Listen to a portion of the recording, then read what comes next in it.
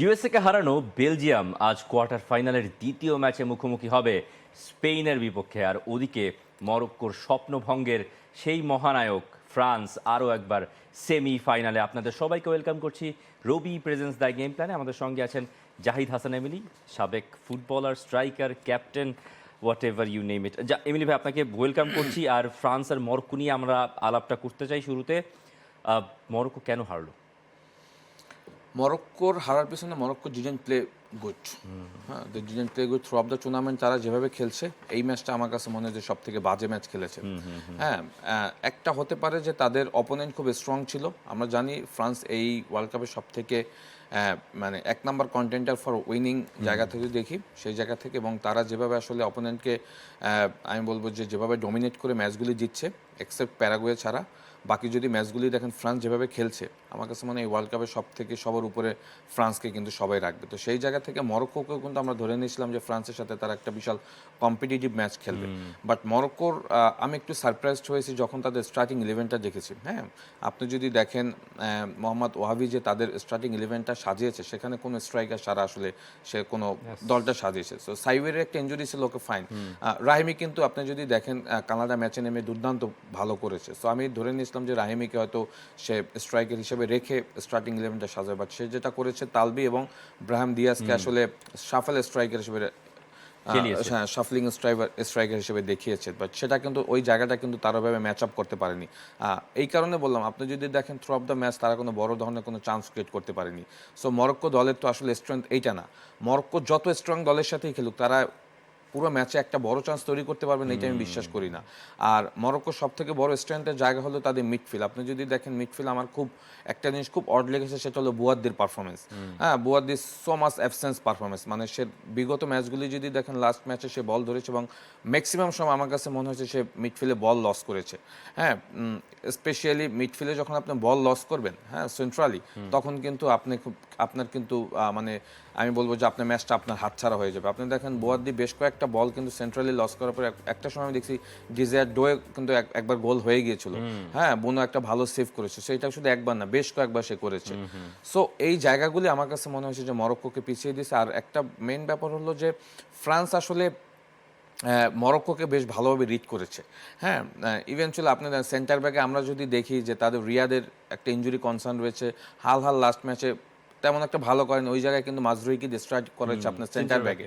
হ্যাঁ, সো এইগুলিও আমার কাছে একটু কনফিউশন মনে হয়েছে যে হঠাৎ করে একটা দলে আসলে এরকমের কয়েকটা চেঞ্জ। হ্যাঁ, আমার মনে হয় যে মরক্কোকে এই ভালো খেলা না পিছনের অন্যতম কারণ হতে পারে। ইভেনচুয়ালি চেঞ্জগুলির থেকে মেইন একটা ব্যাপার হলো যে মরক্কো তো আসলে অ্যাজ এ টিম, তারা যারাই খেলুক তারা সবাই কিন্তু পারফর্ম করার চেষ্টা করেছে। বাট আমার কাছে মনে হয় যে সামহাও তারা কেন যিনি পেরে ওঠেনি। বিকজ ফ্রান্স আসলে যেভাবে গেম প্ল্যানটা এক্সিকিউশন করেছে, যেটা হয় পার্টিকুলার ডেতে আসলে অপোনেন্ট যেভাবে খেলতে চাইবে, সেটা যদি তারা খেলতে পারে। সো আমি মনে করি যে এখানে আসলে মরক্কো ওই জায়গাগুলিতে হেরে গেছে যেখানে আসলে তাদের পার্টিকুলারলি প্লেয়ারগুলি আসলে দরকার ছিল। তারা আসলে ওই স্টার্টিং ইলেভেন ওই প্লেয়ারদেরকে আসলে আমার মনে হয় যে অ্যালাউ করেনি, বা হয়তো তারা ওই প্লেয়ারদেরকে ইউজ করেনি। লাইক স্ট্রাইকিং পজিশনে তো বললাম রাহিমি। সো এটা আমার মনে হয় যে মরক্কোর যে স্টার্টিং ইলেভেন সেইটা হয়তো আমার কাছে মনে হয়েছে যে ইভেনচুয়ালি আফটার প্রেস কনফারেন্স আমি দেখলাম যে মরক্কোর কোচ আসলে বলেছে যে আমরা আমাদের পরবর্তী বিশ্বকাপে আমরা ভালো করব, ফ্রান্সকে হারাবো চায় না। রাইট, তারপর আমি বলবো যে ফ্রান্স ডিজার্ভিং উইন নাকি। একই কথা দিদির দেশও একটু কনফিউজড। ওই স্টার্টিং ইলেভেনটা দেখে তিনিও কনফিউজড হয়েছিলেন। I was a little surprised by Morocco starting line up, but I try to understand what they wanted to do, drawing our defenders out with a traditional striker and using pace on the wings. I have a lot of respect for the Morocco team. তিনি অনেক আশার বাণীও শুনিয়েছেন, মানে এই Morocco team যে ভবিষ্যতে ভালো করবে সেই ইঙ্গিতটাও দিয়ে রেখেছেন। আপনি দেখেন না, মরক্কো তো অলরেডি ইমপ্রুভ এ লট, মানে প্রচুর তারা ইমপ্রুভ করেছে। এবং মরক্কো তো আসলে এখন যার সাথেই খেলবে, অপোনেন্ট যেই হোক না কেন, মরক্কোকে সমীহ করে খেলতে হবে। হ্যাঁ, ইভেনচুয়ালি ফ্রান্সও কিন্তু মরক্কোকে, যেটা দিদিয়ার দেশম বলছে, হি ইজ ভেরি সারপ্রাইজ হয়েছে বিকজ সে মরক্কোকে কিন্তু অনেক সিরিয়াসলি নিয়েছে। হ্যাঁ, ইভেনচুয়ালি আপনি যদি দেখেন তার গেম প্ল্যানও কিন্তু কিছু পরিবর্তন ছিল। হ্যাঁ, সে বার্কোলাকে স্টার্ট না করে ডিজে ডোয়েকে স্টার্ট করেছে, বিকজ ডিএনএকে যেন সে একটা ভালো সাপোর্ট দিতে পারে। হ্যাঁ, তো এইসব জায়গাগুলি কিন্তু সেও কনসার্ন ছিল। ইভেনচুয়ালি যদি দেখেন সে যেটা করেছে যে রেবিওট এবং মানু কনেকে কিন্তু মানু কনেকে কিন্তু সে ওই সেন্ট্রালি জায়গাগুলি কিন্তু কখনোই সে মানে বেশি অ্যাটাকিং এ সে কিন্তু পার্টিসিপেট করতে দেয়নি। সো ওই পিভট মিডফিল্ডারদেরকে সবসময় ডিফেন্সিভ ব্লকটা মিডফিল্ড ব্লকটাকে কিন্তু সবসময় একটা কম্প্যাক্টনেস রাখার জন্য বলে দিয়েছে, যেভাবে আমি ম্যাচটা দেখেছি। তো সেই জায়গা থেকে মরক্কো আমার কাছে মনে হয় না যে তারা পারবে না, ডেফিনেটলি পারবে, বিকজ তাদের ফুটবলের যে স্ট্রাকচার, তাদের ফুটবলের যে তারা ফুটবলকে নিয়ে যেভাবে চিন্তা ভাবনা করছে, এই মরক্কো একসময় বিশ্ব চ্যাম্পিয়ন হবে, সেটা হয়তো 30-এ না হতে বলে 34 হবে বা 38-এ গিয়ে হবে। একটা সময় এই মরক্কো আমার মনে হয় যে ডমিনেট করবে, বিকজ তাদের ফুটবলের পাইপলাইনটা এত স্ট্রং, যেটা আমরা তাদের স্কোয়াড গত স্কোয়াডের থেকে স্কোয়াডটা আরও স্ট্রং। সো এরকম আমার কাছে মনে হয় একটা সময় তারা গ্রাজুয়ালি সামনের দিকে যাবে। আমরা একটু রিফাত মাসুদের কথা শুনে আসি সরাসরি যুক্তরাষ্ট্র থেকে।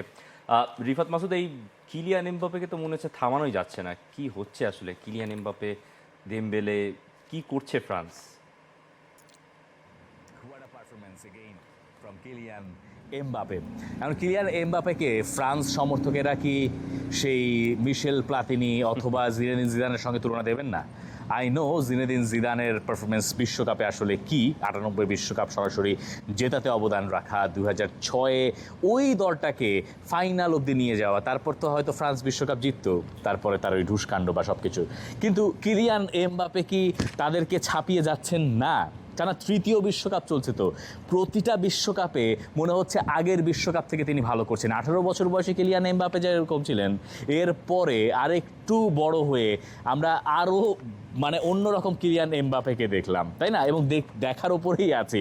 এই ম্যাচটায় ডেডলকটা ভাঙার আগ পর্যন্ত কিলিয়ান এমবাপেই চাপে রেখেছিলেন, পেনাল্টিটা যদি কনভার্ট করতে পারতেন। কিন্তু একটু মনে করিয়ে দেই যে ইয়াসিন বোনোর আসলে টাই ব্রেকার বা পেনাল্টি স্পট থেকে বা পেনাল্টি ঠেকানোর ক্ষেত্রে রেকর্ড এত সমৃদ্ধ যে তার সামনে দাঁড়ালে যে কেউ একটু ধাঁধায় পড়ে যেতে পারেন। এটা খুবই ন্যাচারাল, এটা খুবই স্বাভাবিক, এবং কিলিয়ান এমবাপের ক্ষেত্রে হয়তো সেটাই হয়েছে। পেনাল্টি মিস করলেন এতদিন পরে জাতীয় দলের হয়ে, তারপরে সেকেন্ড হাফে ওই রকম একটা পারফরমেন্স, ওই রকম একটা গোল। শুধুমাত্র প্রথম গোলটা না, আমার কাছে মনে হয় দ্বিতীয় গোলেও তার একটা বড় অবদান আছে, যেখান থেকে তিনি স্পেস তৈরি করে দিয়ে গেলেন। যদিও তার ইনজুরি, যেমনটা দিদির দেশে জানাচ্ছেন যে কিছুটা অ্যাঙ্কেল ইনজুরি আছে, কিন্তু অত সিরিয়াস কিছু নয়। এটা ফ্রান্সের জন্য খুব গুরুত্বপূর্ণ, কারণ তারা তো এখন এই চ্যাপ্টারটা ক্লোজ করে ফেলেছে। এখন তাদের লক্ষ্য স্পেন বা বেলজিয়াম, যেই ম্যাচটাই হোক না কেন, ডালাসে যে সেমিফাইনালটা হবে। ফ্রান্স এত দূর এসে মাত্র বিশ্বকাপ জয় থেকে 2টো ম্যাচ দূরে। ফ্রান্সকে বিশ্বকাপের আগে লোকে ফেভারিট ধরছিলেন, এবং কেন ফেভারিট ধরা হচ্ছে তার প্রমাণ ফ্রান্সের এই টিমটা রাখছে। ফ্রান্স এই ম্যাচে বরং আমার কাছে মনে হয় তাদের আগের পারফরমেন্সকেও ছাড়িয়েছে। মানে পারাগুয়ের সঙ্গে ফ্রান্সের খেলতে কষ্ট পেয়েছে, পারাগুয়ের সঙ্গে ফ্রান্স আক্রমণে গেছে একটা পর্যায়ে পর্যন্ত গিয়ে এরপর থেমেছে, কিন্তু মরক্কোর সঙ্গে সেটা হয় নাই, কারণ মরক্কো ফুটবলটাই খেলতে চেয়েছে, মানে অ্যাটাকিং ফুটবল খেলতে চেয়েছে। ফ্রান্স সেই কারণে একের পর এক আক্রমণে উঠতে পেরেছে। আপনি মিকেল অলিজের ওই পাস থেকে কিলিয়ান এমবাপ্পের চেষ্টা দেখুন, যেটা অফসাইড ট্র্যাপে আটকা পড়েছে, বা এই ধরনের অপরচুনিটিস তারা ক্রিয়েট করেই যাচ্ছে। এবং এরপরে তো আসলে সুয়েমিনি আরও ফিট হবেন, বা সামনের দিকে আমরা আরও প্লেয়ারদের পারফরমেন্স দেখতে পাবো। ফ্রান্সের ব্যাক লাইন সেট হয়ে গেছে। বিশ্বকাপের শুরুতে আমরা জানতাম না যে লেফট ব্যাক কে, আমরা এখন জানি লেফট ব্যাক হয়তো লুকাস দি নিয়েই খেলবেন, রাইট ব্যাক কুন্দেই খেলবেন। সেই ব্যাপারগুলো এখন পুরোপুরি সেটেল হয়ে গেছে। একটা বিশ্বকাপ যে দলটা জেতে, তাদের যেটা হয় যে টুর্নামেন্ট যত প্রোগ্রেস করে তারা আসলে তাদের প্রশ্নগুলোর জবাব খুঁজে পেতে থাকে, এবং কিলিয়ান এমবাপে যখন উত্তর পাওয়া যাচ্ছে না তখন সেটাও বের করে নিচ্ছেন। This team looks unbeatable, although Spain তাদের সবচেয়ে বড় প্রতিপক্ষ হতে পারে বলে আমি বিশ্বাস করি বিশ্বকাপে। এখন স্পেন না বেলজিয়াম তা আমি জানি না। ফ্রান্সের এই পারফরমেন্স আমি একটু অবাক হই নেই। মরক্কোর সঙ্গে ফ্রান্স যদি বিশ্বকাপে খেলে, এইভাবেই টুর্নামেন্টে খেলা থাকে, তাহলে আমার মনে হয় যে ফ্রান্স এই ম্যাচগুলো বেশিরভাগ ক্ষেত্রে জিতবে। মরক্কোর ব্যাপারটা একটু বলি, মরক্কো আসলে আনলাকি, ওদের সামর্থ্য আসলে এইটুকুই। মানে ফ্রান্স না হয়ে এখানে যদি অন্য কোনো দল হতো, মরক্কো টুর্নামেন্টে আরও বেশি প্রোগ্রেস করতো। 2টা বিশ্বকাপে একই জিনিস, 2-0 এবং পারফরমেন্সও প্রায় কাছাকাছি, এইরকমই ওই একই জিনিস আমরা আরও একবার দেখলাম মরক্কোর কাছ থেকে। এবং মরক্কো ম্যাচটা যখন শেষ করেছে তখন তারা পুরো দল এক হয়ে একটা ছোটোখাটো বৈঠক মতো করলো, এরপর তারা মাঠ ছাড়লো। আমার মনে হয় মরক্কোর এর বাইরে আর দেওয়ার কী বা ছিল। মরক্কো টুর্নামেন্টে তারা যা দেখানোর তা দেখিয়েছে, দারুণ প্রত্যাশা ছিল দলটাকে কেন্দ্র করে। ব্রাজিলের বিপক্ষে সেই পারফরমেন্সটার কথা চিন্তা করুন, নেদারল্যান্ডসের সঙ্গে নকআউট পর্বে বারবার ফিরে আসার সেই স্পৃহার কথা ভাবুন, অথবা ধরেন ক্যানাডার সঙ্গে তাদেরকে হারিয়ে দেওয়া। টুর্নামেন্টে কখনোই এমন মনে হয় না যে তারা 2 হাফে খুব দুর্দান্ত ফুটবল খেলেছে, এমনটা মরক্কোর কাছ থেকে প্রত্যাশা করা আমার কাছে মনে হয় যে একটু বাড়াবাড়ি ছিল। এবং মরক্কোর আফ্রিকার মানে ফুটবলে যে পারফরমেন্স, সেটা আফ্রিকা কাপ অফ নেশনস হতে পারে, সেটা ওয়ার্ল্ড কাপ কোয়ালিফায়ার্স হতে পারে, আপনি আফকনের ফাইনালটা আরেকবার দেখতে পারেন সেনেগালের সঙ্গে। এমন আসলে খুব কমই হয় মরক্কো যখন through out the match full 90 minutes আসলে একই তালে খেলে।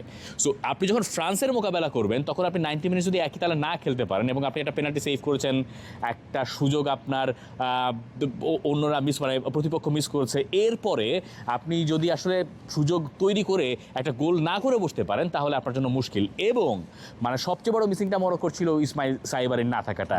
মানে বিগ ম্যাচে বিগ প্লেয়ার তারা মিস করছে। আপনি আপনার টুর্নামেন্টে টপ স্কোরারকে ছাড়া আসলে এই ধরনের ম্যাচে ফাইটটা করবেন কি করে? সাইবারের নামটারই একটা কদর ছিল এই বিশ্বকাপে, সেইটা ফ্রান্সকে হয়তো ধাঁধায় ফেলতে পারতো, এবং সেটা না থাকা মরক্কোকে ম্যাচের আগেই ছিটকে দিয়েছিল, এবং ম্যাচের পরের যে রেজাল্ট তাতে আসলে আমি একটু অবাক হইনি। অনেক ধন্যবাদ রিফাত মাসুদ। আমার মনে হয় একেবারে দ্যাটস ইট, আমরা পুরোপুরি র্যাপ করে ফেলেছি ফ্রান্স আর মরক্কোর ম্যাচটা। আমরা একটু মুভ অন করি। কোয়ার্টার ফাইনাল দ্বিতীয় ম্যাচ স্পেন ভার্সেস বেলজিয়াম, আরও একটা বিগ ম্যাচ, একটা হাই ভোল্টেজ ম্যাচ হয়তো লস অ্যাঞ্জেলেস স্টেডিয়ামে ইউএসএতে রাত 1টা বাজে বাংলাদেশ সময়। স্পেন বেলজিয়াম এই লড়াইটা কেমন হবে মনে হচ্ছে বেলজিয়াম মানে গ্রুপ স্টেজ থেকে যেইভাবে তারা শুরু করেছিল সময়ে সময়ে এবার তারা আবারও নিজেদের ফর্মটা, নিজেদের পরিচয়টা খুঁজে পেয়েছে। কঠিন হবে মনে হচ্ছে স্পেনের জন্য এই মুহূর্তে আমার কাছে মনে হচ্ছে বেশ কঠিন হবে, কারণ আপনার আফটার সেনেগাল ম্যাচ যেভাবে আসলে তারা স্ট্রংলি কামব্যাক করেছে, ওইটা আসলে তাদের একটা স্ট্রেংথ হিসেবে কাজ করছে through of the tournament. Eventually যদি দেখেন তারা লাস্ট ম্যাচে আসলে ইউএসএকে যেভাবে ডমিনেট করে হারিয়েছে, সেইটা আমার কাছে মনে হয় যে আরও একটা তাদের জন্য বড় সেটব্যাক হয়ে দাঁড়িয়েছে। বিকজ আপনি যদি দেখেন এই দলটাই কিন্তু আসলে গ্রুপ স্টেজ ম্যাচগুলিতে যেভাবে স্ট্রাগল করছিল, তারপর থেকে সেনেগাল ম্যাচে 2 গোলে পিছিয়ে থেকে 3 গোলে ম্যাচটা জিতলো, তারপর ইউএসএকে 4-1 গোলে হারালো। ইভেনচুয়ালি তাদের মেইন যে কিছু প্লেয়ার, হ্যাঁ, যারা এই ওয়ার্ল্ড কাপে আমরা ধরে নিয়েছিলাম যে টপ অফ দ্য প্লেয়ার হবে, তাদের পারফরমেন্সের বাইরে গিয়ে কিন্তু তারা এই দলটা পারফর্ম করছে। লাইক ডোকু, আমরা এখনও কিন্তু ডোকুকে ওইভাবে পারফর্ম করতে দেখছি না, যদিও লাস্ট ম্যাচে আমার কাছে মনে হয়েছে যে সে কিছুটা হলেও ভালো করেছে সাবস্টিটিউট নেমে। অ্যাট দ্য সেম টাইম যদি আপনি দেখেন কেভিন ডি ব্রুইনা, হ্যাঁ, যার উপরে আমরা ধরে নিয়েছিলাম যে সে আসলে আমাকে বেলজিয়াম নির্ভর করবে, বাট তারও ওইভাবে কিন্তু সার্ভিসটা পাচ্ছে না। বাট এখানে যদি দেখেন রাস্কিন বা ভ্যানাকেন, তারা আসলে যেভাবে দলটাকে সাপোর্ট দিচ্ছে, এইটা আমার কাছে মনে হয়েছে যে বড় একটা স্ট্রেংথ। ইভেনচুয়ালি রোমেরো লুকাকুর কথা বলতে হয়। রোমেরো লুকাকু যখনই নামছে তখনই কিন্তু দলকে গোল করে কিন্তু সামনের দিকে নিয়ে যাচ্ছে। সব থেকে বড় ব্যাপার হলো যে দলটা তো বেলজিয়াম, হ্যাঁ, তাদের তো আসলে একটা স্ট্রেংথের জায়গা অবশ্যই আছে, এবং আমি যে প্লেয়ারদেরকে নাম বললাম তারা তো ইউরোপের টপ লিগেই খেলে। হ্যাঁ, ইভেনচুয়ালি আরও 2 প্লেয়ারের নাম বলতে হয়, টেলিমান্স এবং টোসার। যদিও এই ম্যাচে আমি যতটুকু জানি ওনানা খেলতে পারবে না, বিকজ ওনানাকে ইনজুরি কনসার্ন হয়েছে, সে লাস্ট ম্যাচে 21 মিনিটেই কিন্তু সাব হয়ে গিয়েছে। হ্যাঁ, সো তার এই এসিএল ইনজুরি, সো সে যেহেতু খেলতে পারবেন ওই জায়গাটা হয়তো ভেনাকেনকে স্টার্ট করবে টেলিম্যানের সাথে, রাস্কিন হয়তো থাকবে। সো দলটা কিন্তু আমার কাছে মনে হয় এখন বেশ ভালো একটা শেপ তৈরি করে ফেলেছে, যেটা আমার কাছে মনে হয় যে স্পেন আসলে যে খুব সহজেই ম্যাচটা জিততে পারবে তা কিন্তু না। ইভেনচুয়ালি ম্যাচটা যদি বেলজিয়ামও জিতে, সেইটাও আমি বলবো অঘটন না, কারণ বিকজ বেলজিয়াম একটা মোমেন্টাম পেয়ে গিয়েছে through of the world cup. Eventually তাদের ওই কালাতারের লাস্ট ম্যাচে যদি দেখেন কাতালের যেভাবে আসলে পারফর্ম করছে, তো তারও কিন্তু আমি বলবো যে এই ওয়ার্ল্ড কাপে তার পারফরমেন্সটাও কিন্তু বেশ শার্প দেখাচ্ছে। সো আমি বলবো যে স্পেনের ব্যাপারটা হলো স্পেন এখন পর্যন্ত through of the world cup এখন পর্যন্ত কোনো গোলই খায়নি। সো তাদের তো আসলে স্ট্রেংথের অনেক জায়গা আছে। হ্যাঁ, এবং স্পেন তো আসলে এই ওয়ার্ল্ড কাপের আমি যেটা বললাম যে ফ্রান্স স্পেন তারা একদম সামনের সারির দল, চ্যাম্পিয়ন হওয়ার জন্য আসছে। তো সেখানে আমি বলবো যে ম্যাচটা যে খুব একপেশি হবে সেটা আমি দেখছি না, খুব টাফ একটা ম্যাচ হবে। প্রবাবলি আমার মনে হয় যে স্পেনই এন্ড অফ দ্য ম্যাচ জিতবে। চট করে যুক্তরাষ্ট্র থেকে ওই ক্যানজাস শহর থেকেই নাবিল খানকে যুক্ত করতে চাই। নাবিল খান, স্পেন বেলজিয়াম, স্পেনের জন্য কি সহজ হবে ব্যাটেলটা? দে লা ফুয়েন্তের এই স্পেন অনেকটা আসলে কন্ট্রোল ফুটবলটা কিন্তু এবারের ওয়ার্ল্ড কাপে খেলেছে। আপনি হয়তো স্পেনের কাছ থেকে এবারের ওয়ার্ল্ড কাপে খুব হাই স্কোরিং কোনো ম্যাচ দেখেন নাই। টোটাল আলটিমেটলি হচ্ছে তাদের ওয়েরথাবাল ছাড়া অন্য কেউ 2 গোলের দেখাও কিন্তু পায় না। কিন্তু স্পেন না, ওই ম্যাচের মোমেন্টামগুলো তারা আসলে ধরতে পারে, ম্যাচের কোন স্টেজে এসে কী খেলতে হবে সেই কাজটা কিন্তু তারা করতে পারে, এবং এখানে তাদের লাকও কিছুটা ফেভার করছে। না হলে পর্তুগালের এগেনস্টে ম্যাচটা এক্সট্রা টাইমে মিকেল মেরিনোর সেই গোল, যেই গোল দিয়ে তারা আজকে এই রাউন্ডে এসেছে, সেটারও কিন্তু বেশ মানে সেই টোটকাটা আলটিমেটলি দে লা ফুয়েন্তের কিন্তু কাজে লাগছে। রড্রির হচ্ছে দুর্দান্তভাবে ফর্মে ফেরা, স্পেনের যে ব্যাকলাইনটা নিয়ে স্পেশালি কথা হয়, সেই ব্যাকলাইনটা এবারের ওয়ার্ল্ড কাপে একটা গোলও কনসিড করে নাই। সেই ব্যাকলাইনের কিন্তু একটা বড় পরীক্ষা হবে। অনেকে হয়তো শুনলেও একটু অবাক হতে পারেন, বাট বেলজিয়ামের অ্যাটাকিং থার্ড এবং তাদের যে আসলে গোলস কন্ট্রিবিউটারের সংখ্যা সেটা নিয়ে নিশ্চয়ই মনে থাকবে যে 2024 সালে যখন স্পেন তারা ইউরোটা জিততো, তখন আসলে কি হয়েছিল, তখন তারা 15টা গোল করেছিল টোটাল ইউরোতে, ইন্ডিভিজুয়াল 10 জন প্লেয়ারের কাছ থেকে কিন্তু সেই 15টা গোল এসেছিল। বেলজিয়াম তাদের তো আসলে ঘুম ভেঙেছে গ্রুপ স্টেজের পর, স্পেশালি লাস্ট 2টা ম্যাচ তারা যেভাবে জিতেছে। সেনেগালের এগেনস্টে ম্যাচটা তাদের কাছে এক্সাম্পল হচ্ছে যেভাবে তারা পিছিয়ে পড়ে কামব্যাক করে ম্যাচটা সিল করলো। আর ইউএসএরটা তো যখন পুরো সব কিছু তাদের এগেনস্টে, বালোগানের ওই ডিসিশনের পর হোম ক্রাউড থেকে শুরু করে সব কিছু, তখন হচ্ছে তাদের ওই একচেটিয়া পারফরমেন্স, সেটা কিন্তু রুডি গার্সিয়ার এই দলটাকে হেল্প করছে। এখন যেই জিনিসটা আসলে তখন বলতে নিয়েছিলাম, 12টা গোল হচ্ছে বেলজিয়ামের টোটাল এবারের টিমের থেকে কিন্তু দেখা গেছে। সেখানে হচ্ছে এই ম্যাচটাও রুডি গার্সিয়া আলটিমেটলি তিনি কি করছেন, কাকে কখন কোথায় ইউজ করছেন, রুডি গার্সিয়ার বদলিগুলোও কিন্তু বেশ ভালোভাবে কাজে লেগেছে এবারের বিশ্বকাপে বলতে গেলে। রোমেলু লুকাকু সেটার সর্বোচ্চ মানে ভালো এক্সাম্পল সেই জায়গাটার মধ্যে হতে পারে। তবে এই জায়গাটা আমাদু ওনানার যেই মিসিং ফ্যাক্টরটা, সেটা হচ্ছে যে বেলজিয়ামকে একটু হলেও ভোগাতে পারে। কেভিন ডি ব্রুইনিয়াকে কখন, কতক্ষণ, কতটুকু সময়ের জন্য রুডি গার্সিয়া ইউজ করবেন, সেটার উপরও অনেক কিছু ডিপেন্ড করতে পারে দিন শেষে এই ম্যাচটার মধ্যে। তবে স্পেন তাদেরকে ওই তাদের কন্ট্রোলড ওয়েতে তারা যেভাবে এবার বিশ্বকাপটা খেলছে, সেটার জন্য আলটিমেটলি ফেভারিট হিসেবে হয়তো বা এগিয়ে রাখতে হবে। তবে এই বেলজিয়ামকে যখন কেউ গণায় ধরতো না 2018 বিশ্বকাপের কথা, যেটা বলা হচ্ছে যে বেলজিয়ামের গোল্ডেন জেনারেশন, সেটারই তো আসলে বেস্ট সাকসেসটা ছিল ওয়ার্ল্ড কাপে সেমিফাইনাল খেলা। সেইটাতে বেলজিয়াম পৌঁছাতে পারবে কিনা, সেটার জন্য ম্যাজিক্যাল মোমেন্টের দরকার, যেটা টিয়েলম্যান্স এর আগে ক্রিয়েট করেছিলেন, যেটা হচ্ছে যে আপনার কাতালারি তিনি হচ্ছে গিয়ে লাস্ট ম্যাচটাই ক্রিয়েট করলেন। তেমন কোনো মোমেন্টের অপেক্ষাতে কিন্তু আলটিমেটলি বেলজিয়াম থাকবে। তবে দিন শেষে মানে রুডি গার্সিয়া হয়তো বা তার জন্য ইটস ভেরি ভেরি টাফ দেলা ফুয়েন্তের মাস্টার ক্লাসের কাছে নিজেকে টিকিয়ে রাখা। দেলা ফুয়েন্তে দায়িত্ব নেওয়ার পর স্পেন যতগুলো টুর্নামেন্ট খেলেছে ওই হিসেবটা যদি করেন, ইউরোতে তারা চ্যাম্পিয়ন হয়েছে, এবারে বিশ্বকাপে কোয়ার্টার ফাইনাল পর্যন্ত তারা এসেছে, নেশনস লিগে একবার চ্যাম্পিয়ন হচ্ছে, একবার ফাইনালে যেয়ে তারা টাই ব্রেকারে হেরেছে, এবং এই স্পেনটাই কিন্তু এই দেলা ফুয়েন্তের আন্ডারে 35 ম্যাচ ধরে আনবিটেন। সুতরাং স্পেনের রিসেন্ট ফর্ম, স্ট্যাট সব কিছু মিলিয়ে আমার কাছে মনে হয় এই ম্যাচটাতে স্পেন বেলজিয়ামের এগেনস্টে এগিয়ে থাকবে। তবে বেলজিয়াম ডার্ক হর্স কি আরও একবার হবে, আপনারা কি বলেন? অনেক ধন্যবাদ নাবিল খান। স্পেনের কোচ দেলা ফুয়েন্তে তিনি বলছেন যে এই গেমটা স্পেনের জন্য সব থেকে কঠিন ম্যাচ হতে যাচ্ছে এই পর্যন্ত। Belgium is a powerful team, these are the players who are use to winning, মানে এই প্লেয়ারগুলো জিতে জিতে অভ্যস্ত। আর অন্যদিকে বেলজিয়ামের কোচ রুডি গার্সিয়া বলছেন যে এই বেলজিয়ামের পেছনে কিছু মিলিয়ন্স ফ্যান যোগ হয়েছে, কারণ তারা যেভাবে ওই ইউএসএ কে হারিয়েছে, ওই যে ফোলারিন বালোগুন ইস্যুর পরে কিছু সমর্থক তারা তাদের পাশে পাবে। তবে তারা ওই স্পেন নিয়েই ভাবতে চায়। স্পেনকে নিয়ে ভাবা তো আসলে উচিত মনে হচ্ছে। না, স্পেনকে নিয়ে সবাই ভাববে। স্পেনের প্লেইং স্টাইল যেটা, সেইটা তো আসলে অপোনেন্টের জন্য বড় একটা থ্রেট। তারা যেটা হয় যে তাদের পজিশনে বল রাখতে চায়, এবং নাবিল ভাই যেটা বলছে আমি নাবিল ভাইয়ের সাথে একমত। তারা হয়তো থ্রু অফ দ্য টুর্নামেন্ট অনেক বেশি গোল করেনি, বাট একটা দল গোল না করার থেকে আপনি এখন পর্যন্ত গোল কনসিড করেননি। দ্যাট মিনস আপনি যখন একটা ম্যাচে 70% বা 65% বল পজিশন আপনার কাছে রাখবেন, আপনি কিন্তু সেফ জোনে থেকেই কিন্তু আপনি ফুটবল খেলাটাকে শেষ করতে পারছেন। ইভেনচুয়ালি সেই বল পজিশনটা আপনি কোথায় রাখছেন, আপনাদের হাফে না অপোনেন্ট হাফে। ম্যাক্সিমাম দেখবেন কিন্তু অপোনেন্ট হাফেই কিন্তু তারা বলগুলি রাখার চেষ্টা করে, যেটা অপোনেন্টের জন্য যদি তারা বল ওখান থেকে যদি গেইন করার পর কিন্তু আবার আপনার অ্যাটাকিং ট্রানজিশন আসতে কিন্তু যে সময়টা লাগে, সেই সময়টার ভিতরে কিন্তু আবার স্পেন অর্গানাইজ হয়ে যায়। সো স্পেনের কিন্তু স্ট্রেংথের অনেক জায়গা আছে। ওই স্পেনের একাদশটা মনে হচ্ছে একই রকম থাকবে, মানে যেইভাবে হ্যাঁ, ছিল, আমার মানে কাছে বায়েনা, ওয়ারজাবাল, ইয়ামাল, রাইট, মানে চেঞ্জ দেখছেন, কারণ নিকো উইলিয়ামস তো এখন আসলে ফিট হতে পারেন, এবং মিডফিল্ডে যদি পেড্রো এবং ডেনি অলমোকে দিয়ে হয়তো স্টার্ট করবে, এবং বায়ানা এবং ওয়ারজাবাল এবং লামিন ইয়ামালকে দেখবো। ডিফেন্সও হয়তো পোরোকে দিয়ে স্টার্ট করবে, লেফট ফুল ব্যাকে এবং রাইট ব্যাকে লেফট ব্যাকে কুকুরেলা থাকবে। সো বিকজ পারো কিন্তু লাস্ট 2টা ম্যাচ ব্যাক টু ব্যাক দুর্দান্ত খেলেছে, ভালো খেলেছেন আসলে। হ্যাঁ, সো ডিফেন্সিভ অর্গানাইজেশনে আসলে তাদের সলিডিটি যে কতটা সেটা তো আমরা জানি। কুভার্সি এবং ল্যাপোর্টো কিন্তু দুর্দান্ত করছে, specially Cubarsi is very young player, but দুর্দান্ত করছে। বাট এইখানে একটা জিনিস হলো যে বেলজিয়ামের গোলকিপার নিয়ে একটু কথা বলতে, সেটা তো আসলে এই প্লেয়ারদেরকে ফেস করে। সো তার জন্য একটা আমার কাছে মনে হয় যে একটা বড় স্ট্রেংথের জায়গা বেলজিয়ামের জন্য হবে, বিকজ সবাই এই যে লামিন ইয়ামাল, ওয়ারজাবাল, তাদেরকে সে প্রত্যেক লিগের ম্যাচে কিন্তু সে দেখা যায় থ্রু অফ দ্য লিগে সে এক একজনকে 4-5 বার করে ফেস করে। সো সেইটা আমার কাছে মনে হয় যে তার জন্য বড় একটা চ্যালেঞ্জ হবে কিন্তু ওয়ারজাবালদের জন্য। হ্যাঁ, বিকজ থিবো কোর্তা তো জানে আসলে কোন কে কিভাবে আসলে গোল করতে পছন্দ করে।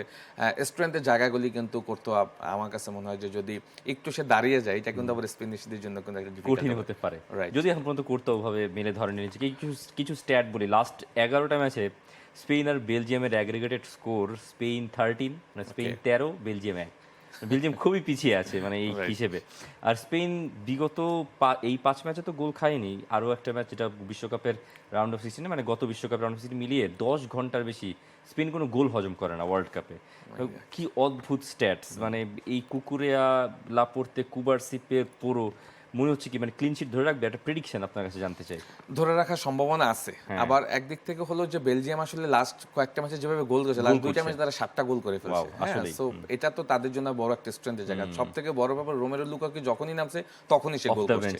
হ্যাঁ, তো এইটা তো রোমেরো লুকাকু পার্টিকুলার ডেতে আসলে আপনার দল স্পেন থাকুক আর ফ্রান্স থাকুক, সে সেটা দেখবে না, সে তার গোল করার কাজটা করবে। সো এইটা আমার মনে হয় যে ডেডলকটা এবার ভাঙবে বেলজিয়াম, প্রবাবলি আমার সেটা হতে পারে।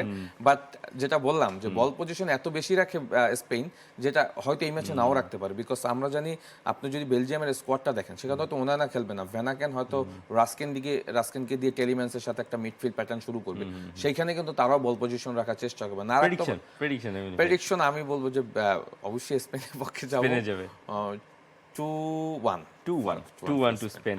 আর এমনি বিশ্বকাপের সব ম্যাচ তো সরাসরি টি স্পোর্টস দেখাচ্ছে। যদি আপনি টিভি পর্দার সামনে না বসতে পারেন, তখন মাই রবি অ্যাপ মাত্র 18 টাকায় বিশ্বকাপ আর 3 দিন বা 7 দিনের প্যাক কিনেও বিশ্বকাপ দেখার সুযোগ আমাদের করে দিয়েছে। দারুণ খবর। আপনারা জানাতে পারেন আপনার প্রেডিকশন। রবি প্রেন্স দ্য গেম প্ল্যানে কি হচ্ছে না হচ্ছে। মনে হচ্ছে স্পেন বা বেলজিয়ামের ভেতরে যারা খেলবে তারাই ওদিক থেকে সেমিফাইনালে লড়তে হবে তাদের মাইটি ফ্রান্সের বিপক্ষে। সবাইকে অসংখ্য ধন্যবাদ জানিয়ে এখানেই শেষ করছি।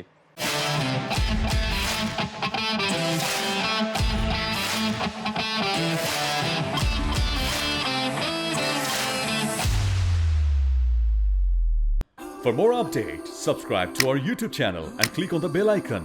Follow us on Facebook and Instagram. Download T-Sports app to enjoy exciting games and highlights. Visit tsports.com.